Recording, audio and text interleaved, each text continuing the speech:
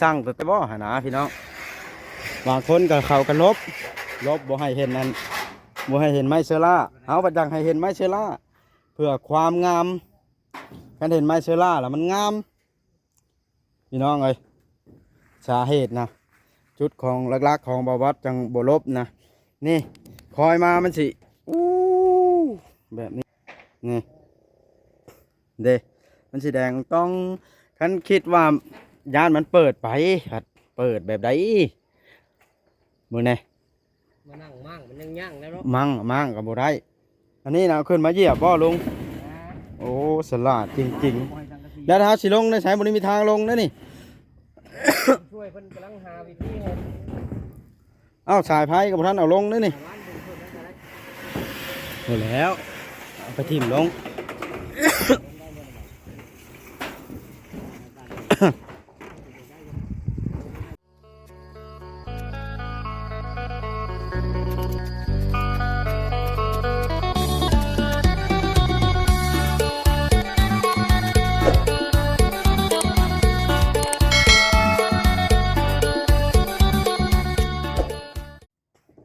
หลังจากที่เขาตัดข้าวตัดอย่างเรียบร้อยเขาก็มุง ทำการมุงเรียบร้อยก็ค่ำบาทเลยเพราะว่ากลางเว้นมันประเทศโปรไดเนาะลุงมันฮ้อนสบายดีลุงเรียบร้อยแล้วว่าวันนี้สบายดีเรียบร้อยลำเลียงเครื่องลงบ้านนี่บ่ได้มีการขึ้นมาอีกบ่หลังคาบ้านนี่ว่าสิบ่ได้ขึ้นมาได้บ่แม่นได้ว่าบ่ได้มีการขึ้นมาก็มันเรียบถ้าลองเบิ่งฝนลองไหนมันคักแห้งละขนาดฮะถ้าลองเบิ่งฝนอัดโอ้กำลังเก็บเครื่องลงบ่เดี๋ยวนี้เจ้าสิยืนลงแบบไหนอันนี้ก็มีผู้ช่วยทางครับ แผ่นโซล่าแผ่นนี้ว่าสิเอามาใส่ทวานพี่น้องนี่เด้บัดแล้วเฮาอันตอกแล้วตอกใส่ตัวนี้แล้วล่ะคือใส่อันตัวนี้แหละบ่ใส่ดีกว่าเพราะว่ามันบ่มีประโยชน์พี่น้องตัวนี้มันก็การผลช่างสีเขียวน้ำเวียดมา5 เม็ด มัน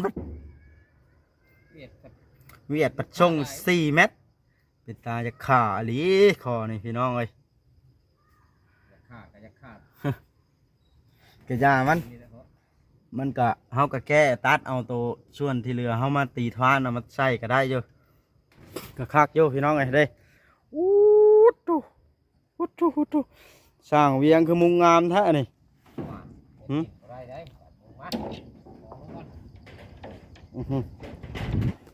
มันบ่มีผู้ถ่ายคลิปพี่น้องเอ้ยคันสิถ่ายคลิปก็ได้มันค่ำเอาเด้เฮาบ่ได้ลบเพราะว่าเฮาเคยเฮ็ดแบบนี้ลบแล้วมันเป็นการเฮือนลุ่มมุมมือมันสั่นเกินมันละขี้ร้ายนี่เพราะว่ามันแน่นนี่เฮายิบน็อตคู่โตคู่ร้อนพี่เงิงขึ้นได้ก็บ่แม่นคันเงิงได้เลยแม่นเงิงขึ้นเบิดหลังคาเฮือนเงิงสังกะสีกันมันแน่นพวกพี่น้องบ่ติงเลยนี่เพราะว่าเขาสั่งสังกะสีแท้ๆเด้นี่แข็งกว่าเล็กอันนั้นเพราะว่าเขาสั่งตัวแท้ได้ลมพัดมามันจะเปิดไปได้บ่หนาพี่น้องบางคนก็เขากันลบบ่ให้เห็นนั้นบ่ให้เห็นไม้เชอร่าเขาประจังให้เห็นไม้เชอร่าเพื่อความงามการเห็นไม้เชอร่าแล้วมันงามพี่น้องเอ้ยสาเหตุนะจุดของหลักๆของบวชจังบ่ลบนะนี่คอยมามันสิอู้แบบนี้นี่เด้มันสีแดงต้องฉันคิดว่าย่านมันเปิดไปครับเปิดแบบใดมือไงมานั่งมั่งมันยังยั่งแล้วเนาะมั่งกับบ่ได้อันนี้นะขึ้นมาเหยียบบ่ลุงโอ้สลาดจริงๆแล้วถ้าสิลงในสายบนนี้มีทางลงนะนี่ช่วยเพิ่นกำลังหาวิธีให้เอ้าสายไพ่กับท่านเอาลงนะนี่หมดแล้วเอาไปทิ่มลง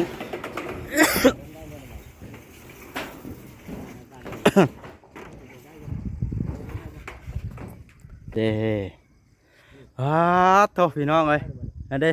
เรือหลังนี่กะนี่เด้อยู่ใกล้กันอันนั้นก็สิเป็นห้องเฮียนอันพากกจิกพากกไม้ใหญ่นี่ไปหลังนั้นก็สิเป็นเฮือนวางเขาต่อไพ่มานี่เด้หลังตัวนี้เขาต่อไพ่มา อันนี้ก็สิเป็นวัดกำแพงวัดนะบัดอีกปีหนึ่ง2 ปีบ่ฮอด3 ปีแล้วฮะ ทางลงเลย ลงแล้วบ่เดี๋ยวนี้ ไปแล้ว ไปซะลุงเวียงลงป้าพี่น้องเอ้ยมุงแล้วพัด ทางลงเก็บของแล้ว บ่ได้มีหยังลืมอยู่หลังคาบ่นี่ สายไฟนั่นเดี๋ยวไปดึงเอาทางนั้นก็ได้ อ๋อสร้างเวียงมุงละเอียดแท้เฮ็ดสู่ชนกว่าสิได้เงินกีบหนึ่งพี่น้องบ้านนั้น FC ยังอันนั้นโอ้วิธีการลงบ่นี่ แมนจะเผาลงมาได้ไปสิครึ่งซอยเพิ่นอยู่ล่างอีก เฮ็ดห่างเตรียมกาดลงแบบนี้บ่ แมน อืมให้ค่อยลงบ่บาดนี่ หมดโทรศัพท์ใส่ถุงเยอะเด้อ โอเคจ้ะ เบิ่งสิให้อันนั้นเป็นมือกล้องให้ตอนลงก่อน โอ้ยบ้าน เบิ่งบ่บ่สิลงครึ่ง หลังจากที่มุงเรียบร้อยแล้วก็หาทางลงยากมากไอ้แน่แต่ ส่งบ้าวบอสนี่เมื่อละสิถิ่มเลยเราอ่ะเมียเราขายเครื่องอยู่ขายส่งอยู่ นี่นุ่มมาใหม่ๆมาย่างหันย่างนี่ละขาด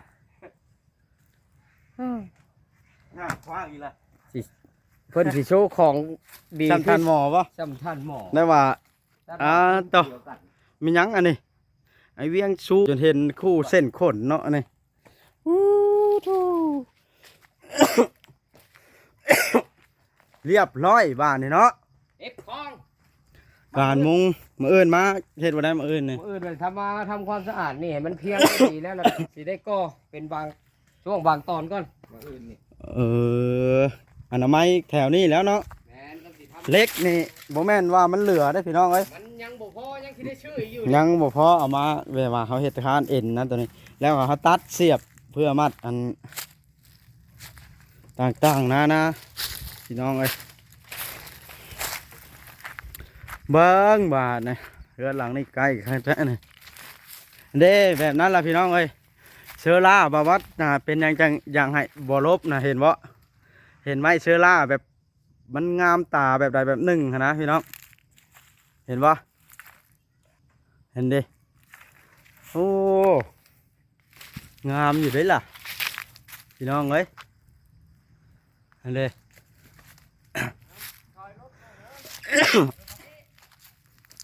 แล้วก็มุงเป็นที่เรียบร้อยแล้วได้บ่าในพี่น้องต้องย่องขึ้นแล้วได้โตอันนี้ก็ได้อันนี้การมุงก็ได้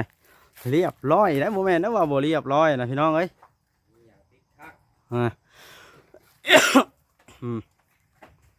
สายคา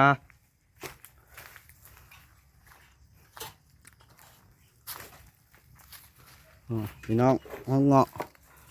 สี่มือซ้ำจัดฟันเพียงเลิศนี่แหละผลงานของสร้างเวียงไพซิตี้กับตีชมได้พี่น้องไอ้บ้านไหนว่าเขาสี่มือบ่ถึงกับเขากับพร้อมสิปรับปรุงพี่น้องเลยนั่นเลยโตบ้านนี้ก็ได้เก็บเครื่องบ่เดี๋ยวนี้เราเป็นผู้ถ่ายคลิปโทจังไดเด็กๆเขาเก็บขยะคือว่ายังข่าวเปื้ออยู่นี่ ธรรมดาแล้วเก็บก่อน ฮะเอาไปเฮ็ดหยังอันนี้ไปให้แบะแต่ลูกของมือขวาหลวงพ่อสิทนตัวกินข้าวยังกินแต่ละมือนะ กินข้าวกับ ก็มีโอ้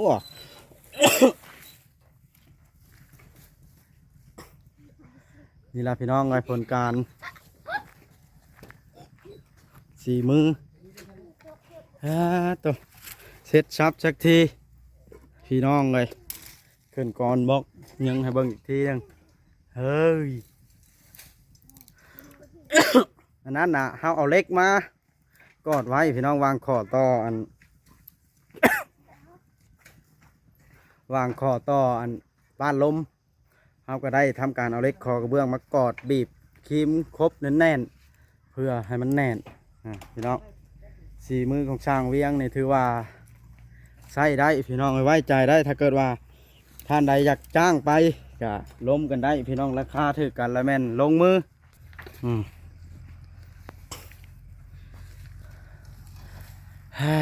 สวานมันนี่เอาสีทับหมูบ่แม่นได้ว่าสีดำมันเริ่มค่ำนั้นเป็นหุยๆแบบนั้นพี่น้อง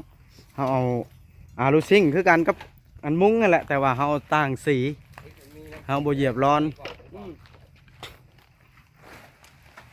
โอ้ผักหลายผักเนาะช่าง ครับ อืม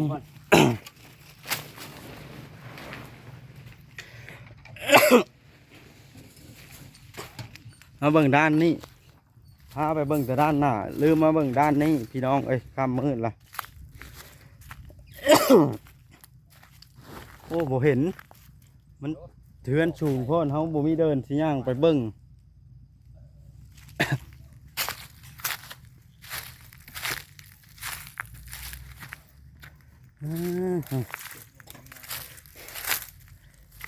นั่งกวาดปูนเฮาพี่น้องเลย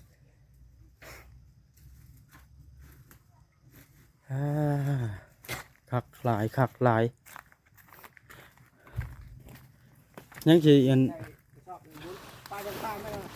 แต่ชอบไม่ทีกระย่างนะป้าจะป้าเอา โอ้พี่น้องเลยซ้ำหลังคาเดียวกันความเพียงนะ หลังคาน้อยกับหลังคาใหญ่นะเขาย้อนดิ่งเด้พี่น้อง เห็นปะขอบมันนะเพียงกันลึดเลยสร้างเวียงเห็ด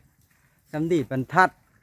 อันนี้ออกมาแล้วมันเป็นต่อกันมันเข้าไปแล้วซ้ำหลังคาเดียวเขาแบบว่าสร้างเวียงสี่มือกันเลยครับสร้างมือขวาหลวงพ่อสี่ทนจับซอยกันเขาก็ยื่นเครื่องพี่น้องบางมือบางมือเขาขึ้นเทิงอย่างเช่นมานี่เขาก็ขึ้นเทิงแต่ตะเวนกระตกแล้วพี่น้องเลยเขาก็รีวิวให้เบิ้งเว้นให้เขาก็ได้ซื้อเอากล้วยทอดหรือว่าขนมปั้นนี่ไปผักทานหมอพี่น้องเลย เนาะ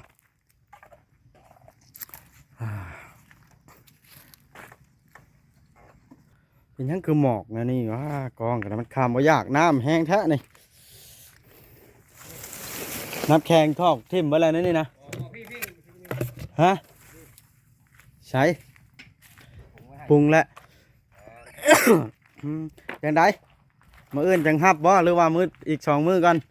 สองมือไปแล้ว เอาดีดีอีก2 มือจังฮับจ้ะมาเฮ็ดน้ำกันก่อนเด้อ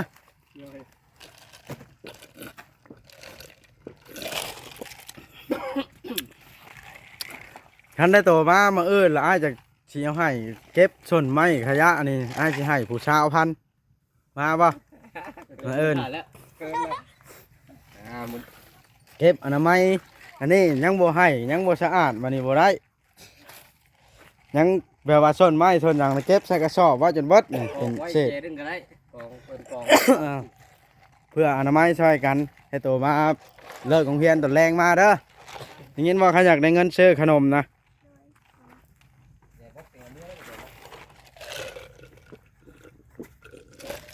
คนได้ลูกเจ้าเนี่ยผู้นั่งขับรถนะวะผู้นี้น้องชาวจอกวะโอ้น้องชาวจอกนี่ก็แม่นเป็นหลานเจ้าได้เนาะเลนอะไร เป็นเลนแล้วเป็น เลนวะ ลูกหลานเราได้ อ๋อลูกของหลาน ของหลานลูกของเลี้ยงร้อนแรงแล้ว ในที่สุดขึ้นโค้งเฮามุงก็เป็นที่อันเซ็ตซับเรียบร้อยเนาะช่างเวียงบ่ได้ขึ้นลำเนาะ ไปยังมันเร็วเลย ฝนตกมากะบ่หัวเนาะ ขับประกันแล้วมันจะหัวเห็ดยัง มุงเรียบร้อยละเอาเข้ามารีวิวให้เบิ่งอีกก่อนเทื่อนึงมุงแล้วพี่น้องเอ้ยบ่มีหัวครับประกันด้านการหัว สั่งเวียงนี่ไว้ใจได้เด้อพี่น้องถ้าอยากจ้างชายบุญอยากจ้างไปทางใดก็ติดต่อมาได้ราคาบ่แพง ถ้าเฮือนซ้ำนี่พี่น้องเลยถ้าบ่ไก่ในราคา50,000 บาท แต่ละมื้อต้องเลี้ยงน้ำเย็นช่าง มือเพราะว่าห้อนแห้ง เบิ่งสัมภาษณ์เบิ่งอันช่างก่อนมาพี่ช่างหรือจิตล้างมือบ่เด้อนี่ ล้างหน้า เป็นไดเจ้าคือว่าจากเบิ่งในตานี่คืออยู่บ่เฮือนนี่ เดี๋ยวมันก็ คือแล้วงามแล้วแบบนี้ งามเนาะ งามแล้ว เจ้าเคยเห็นไผเฮ็ดอยู่ว่าเอาแผ่นเรียบมาตีอันเอาลูซิ่งมาตีนี่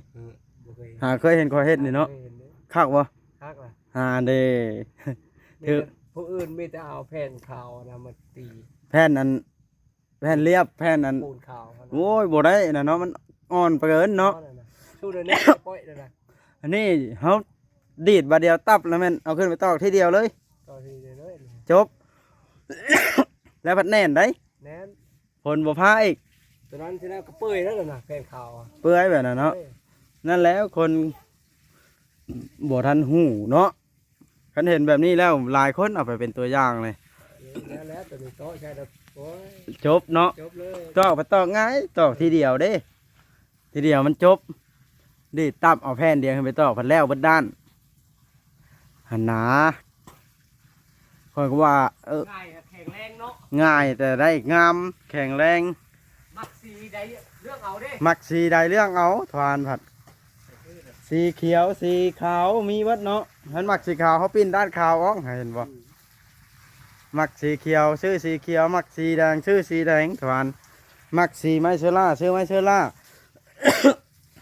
ไมเชล่านี่เขาว่าสิซื้อมาตีอันปานลมทั้งหน้ามันนะแล้วเขาใส่ไม้นั่นแหละบ่ได้ใช้เนาะมันคักคือกันพี่น้องเลยโอ้ถือว่าภูมิใจแล้วเห็นแบบนี้เฮ็ดออกมาได้ดีเนาะ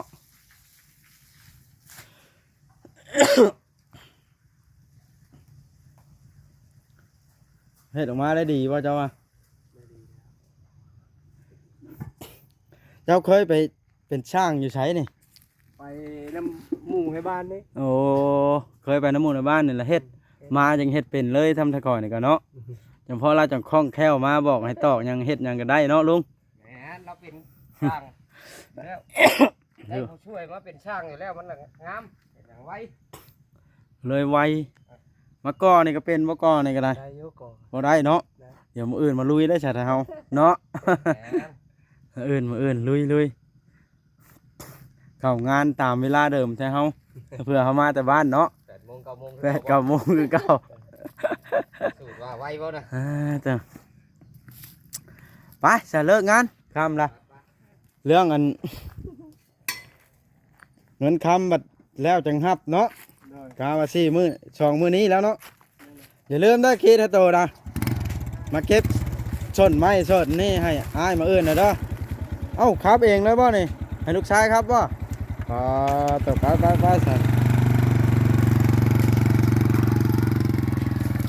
ปแล้วพี่น้องเลยสั่งเวียงเอาเห็นอะไรบ้างในเมื่อว่าหรือสิเห็นหยังอะนะ เมื่อเราถ่ายคลิปแล้วสิได้นี่ของเก็บเลย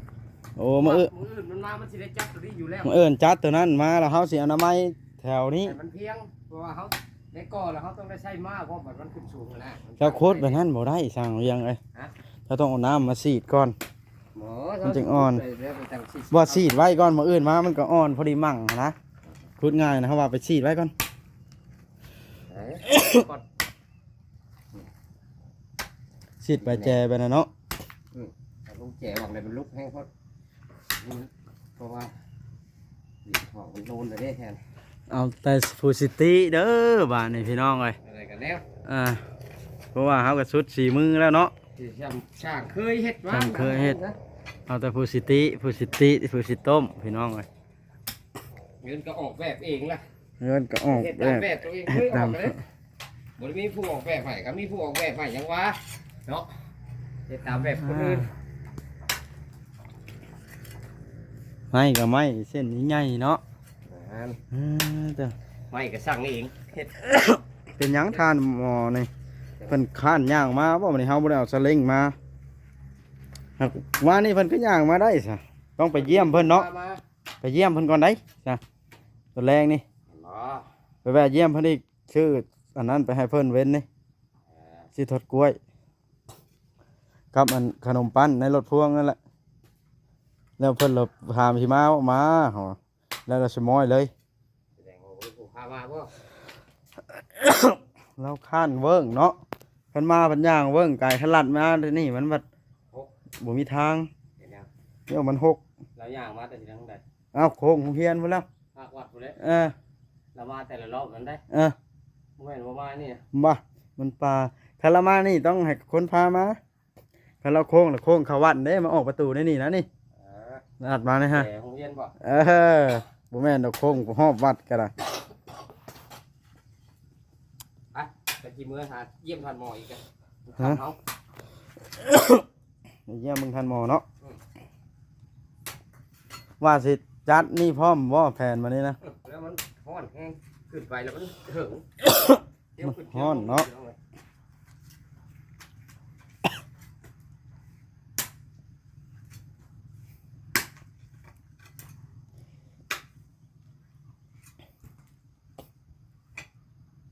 เนาะทำลงไว้เนาะ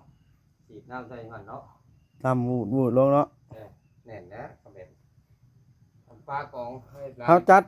แล้วสว่านเบิดนี่เนาะพอดีกลับเอาทรายมาใส่เนาะทรายมาใส่เพราะบ่ให้มันเป็นดินเหนียวก็ดอกหั่นนะ ปลูกทั้งเหรอ เออ เบาลิเพิ่นก็ยังบ่ได้มาอยู่พี่น้องเอ้ยพ่อเฒ่าเพิ่นโชว์พ่อเฒ่าเพิ่นบ่สำบาย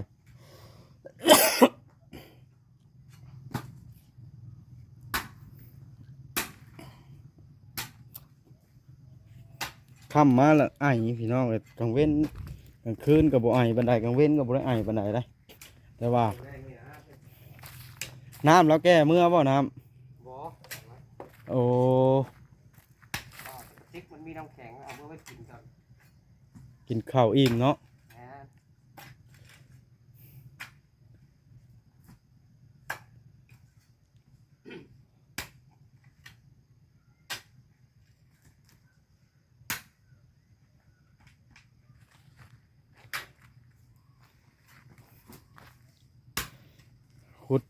ลงกับขังเนาะแล้วตัวนี้ก็สว่านเอาเบิดบ่แผนเจ้านี่ แม่นชวนใส่รถเข็น รถเข็นมาตั้งนี่เนาะ เทลงตัวห้องมันทีมันต่ำแม่นอยู่ดอกมันได้กินมาแล้วนะ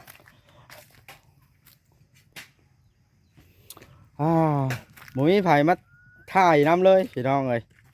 เฮ้ยเทือนหลังนี่นอกจากบ่าวจอยพ่อแพทย์บ่าวอุริมันแบบว่า FC ช่างทันหมอนะเนาะ อยากให้ช่วยเพราะ แม่นบ่อยากช่วยทันหมอส่วนหลายพี่น้องเลย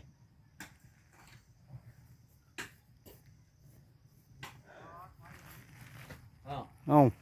มีคนมาเลยเพราะฝั่งหนูมีคนมาเบิ่งน้ำ เอ้ามาคอยกันบ่เดี๋ยวนี้โต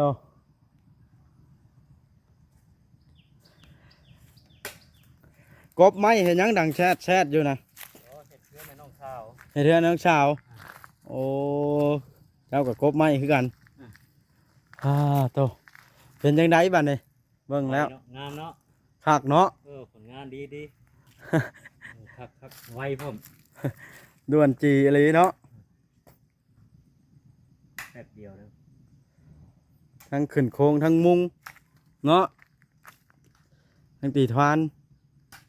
ติดร้อยเนาะผม เรียบร้อย